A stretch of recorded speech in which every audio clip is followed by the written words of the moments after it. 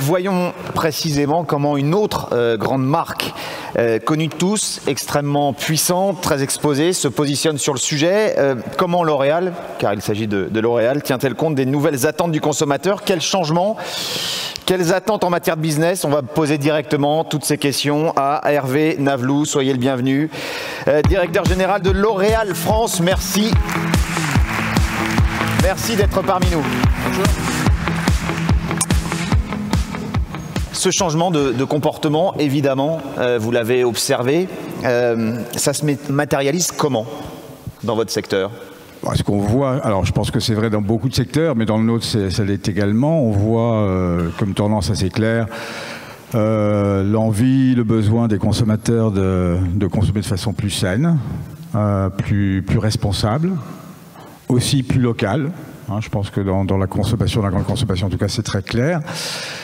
Et c'est ça n'est plus un phénomène émergent, c'est quelque chose qui progresse très fortement. Et effectivement un besoin en tout cas de transparence très fort chez nos consommateurs. On est quand même dans un monde, on le voit en politique, mais on le voit aussi en consommation, les gens ont un peu peur, donc ont besoin d'être assurés, d'être plus informés, et donc c'est certainement aussi pour nous aujourd'hui une responsabilité importante à prendre. Quel type de réponse du coup apportez-vous une fois le constat fait? Nous d'abord, sur ce sujet de la santé et de la sécurité, on n'a jamais fait quelque compromis que ce soit. Je rappelle qu'on a une recherche composée de 4000 chercheurs. On y investit chaque année, massivement. Je pense qu'on est la seule entreprise dans notre secteur à croire à ce niveau-là à la recherche et à la science. On a parmi ces 4000 chercheurs des professionnels de la santé, comme des pharmaciens, des dermatologues, des toxicologues, qui évidemment mettent la sécurité du consommateur au cœur de leur métier tous les jours. Il n'y a pas un produit chez nous qui sorte sans plus de 100 tests visant à mesurer son efficacité et sa parfaite innocuité. Donc contrairement à ce qu'on raconte, et ce que je dis dans la presse, les cosmétiques, en tout cas ceux qu'on fait nous, ne sont absolument pas dangereux. Il n'y a aucun problème, je peux vous le garantir, dans toute tranquillité. Là vous faites référence à quoi? Aux ONG, aux applis qui, je pense qu'il y a tout un... Oui, alors, produit et pas il y a un débat qui est monté en puissance qui est assez étonnant. Alors d'un côté, il est évident que nous devons, nous, en tant qu'entreprise, être plus transparents, faire un effort de plus grande pédagogie et d'explication, c'est sûr. Ça, je le comprends très bien. Et en même temps, il faut qu'on garde un petit peu la raison. C'est-à-dire que les applis et même les magazines consommateurs ne tiennent absolument pas compte du dosage et des conditions d'usage d'un produit et d'un ingrédient. C'est comme si je vous disais, et vous pourrez demander à un scientifique, c'est assez vrai, si vous buvez 10 litres d'eau en 2 heures, vous risquez de mourir. Pour autant, l'eau est-elle dangereuse? Non. Bon, eh bien c'est exactement ce principe que suivent aujourd'hui certaines applis et qui entretiennent du coup la peur, des fantasmes totalement injustifiés. Et c'est donc à nous effectivement de faire œuvre de pédagogie. Ces applis sont à côté de la plaque. En tout cas, je pense qu'elles doivent vraiment faire un exercice et un effort de rigueur scientifique beaucoup plus important. Et on est prêts, nous, tout à fait à échanger avec eux là-dessus. On a commencé à le faire. Bon, ça prend du temps. Mais je crois que c'est vraiment important. Il faut qu'on remette un peu l'église au milieu du village. Et donc, pour vous répondre, nous, qu'est-ce qu'on fait? Donc, la science, la sécurité, on y croit absolument. Et puis, sur le sujet du développement durable, qui est aussi une attente très forte, on n'a pas attendu que ça devienne à la mode. Ça fait plus de 15 ans que le groupe est très engagé dans ce domaine-là.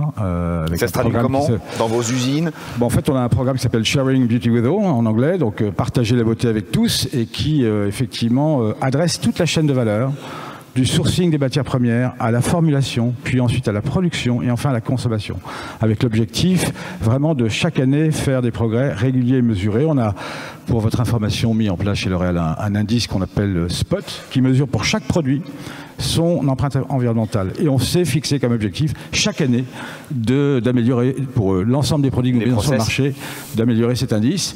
Et on fait donc très attention au sourcing de nos ingrédients, au fait de monter en poids les matières premières renouvelables. On fait très attention à la biodégradabilité de nos formules. Il faut savoir par exemple que chez L'Oréal, les gels douche, on n'en parle pas souvent de ça, mais les gels douche et les shampoings sont chez nous à 90% biodégradables en formule. On fait très attention aussi, et on est très engagé sur la réduction du plastique et le choix et la recherche de matériaux alternatifs. Et chaque année, on réduit là aussi le poids de nos plastiques dans l'ensemble nos packaging. On a des usines en France aussi, on ne sait pas très bien, ou en tout cas on ne le fait pas savoir, mais cette tribune, merci, me donne l'occasion d'en parler. On a déjà 3 usines carbone neutres en France, pourtant des grosses usines, et on a l'ambition de transformer toutes nos 7 usines en usines carbone neutres. Ce sont des usines aussi où on travaille beaucoup à la réduction de la consommation d'eau. Donc ça, c'est un axe très très fort. Et puis, il est aussi de notre rôle et de notre responsabilité d'éduquer le consommateur sur le tri. Et on a lancé une campagne à cet effet-là, Trions la beauté, qui effectivement a pour objectif d'éduquer le consommateur à faire le tri de ses produits en salle de bain. Voilà, donc c'est vraiment tout un processus très très complet et sur lequel tous nos collaborateurs sont mobilisés. Et comme dans beaucoup d'entreprises, je dirais, la chance qu'on a, c'est qu'on est une entreprise jeune, et je peux vous dire que le fait d'avoir des collaborateurs jeunes, de toute façon, ne vous laisse pas le choix, et c'est très bien. Donc on est auto-stimulé tous les ans et tous les jours à faire des progrès dans ce domaine. On parle business. Est-ce que la RSE, c'est déjà un levier de croissance chez L'Oréal ? Je pense que, d'abord, les consommateurs en France, mais ailleurs dans le monde, attendent des marques, attendent des entreprises qu'elles innovent dans ce domaine. Donc ça sera effectivement un levier de croissance demain. Ça l'est déjà aujourd'hui et ça le sera demain. Et donc nous-mêmes, on est effectivement amenés à développer des offres bio, par exemple. On a lancé récemment une nouvelle marque, La Provençale, qui connaît un très grand succès. On a lancé du soin aussi et plusieurs initiatives dans la grande consommation qui sont des produits bio. Donc oui, c'est déjà un levier de croissance. Vous êtes en quête de marques porteuses de sens ? Mais porteuse de sens, c'est un peu un terme valise ou un mot valise, quoi. Ouais, qu'est-ce que vous mettez derrière ça? Je pense que là aussi, c'est un changement qu'on perçoit. Les gens attendent des entreprises qu'elles s'engagent, des entreprises et donc de leurs marques. On le fait depuis longtemps, nous, mais on l'amplifie. Vous avez par exemple la Fondation L'Oréal qui est très très engagée sur la cause des femmes et la science, pour aider les femmes à développer des carrières scientifiques. On le fait depuis plus de 15 ans.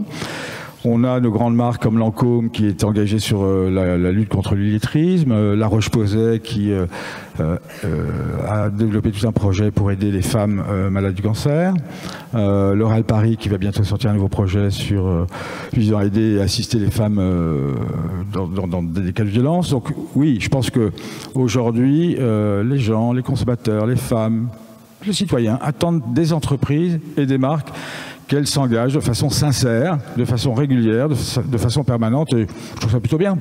Elles doivent contribuer à la vie de la société, à la vie des communautés qui les entourent. Si on se projette, vous allez mettre l'accent sur quoi dans les mois à venir? En matière de RSE, on va continuer. On se fixe des objectifs assez ambitieux déjà à l'horizon 2020. On est en train de les réécrire pour 2025. 2025, vous voyez à 2025 on se fixe des programmes à horizon 5 à 10 ans. Parce que vous avez des projets qui prennent du temps, qui requièrent des investissements assez lourds, notamment dans le domaine industriel et dans le domaine de l'éco-conception. Donc on va accélérer vraiment là-dessus et je pense que vous le sentirez et on le verra dans les initiatives qu'on va prendre sur le marché. Sans trahir de secret industriel, est-ce que ça passera par le lancement de nouvelles marques ou de nouveaux produits assurément, mais de nouvelles marques? Ouais, là on vient d'en lancer une, comme je le disais tout à l'heure, il y en aura la Provençale, probablement, la Provençale, il y en aura probablement d'autres. On fait aussi parfois des acquisitions qui nous font quelque part progresser dans ce domaine-là. On a acheté une marque allemande, Logocos, qui est un des grands spécialistes du bio en Allemagne. Donc voilà, on avance aussi comme ça. Et puis nos propres laboratoires, nos propres équipes aujourd'hui au sein de L'Oréal travaillent aussi dans ce domaine-là de façon extrêmement intensive. 4000 chercheurs, vous le disiez, dans le monde, c'est pas en France. Alors 4000 chercheurs qui travaillent pour nous dans le monde, mais 80% de ces chercheurs sont basés en France. Voilà. Merci beaucoup. On va conclure là-dessus. Merci à vous. Merci beaucoup Hervé Nablou. Oui, merci bien.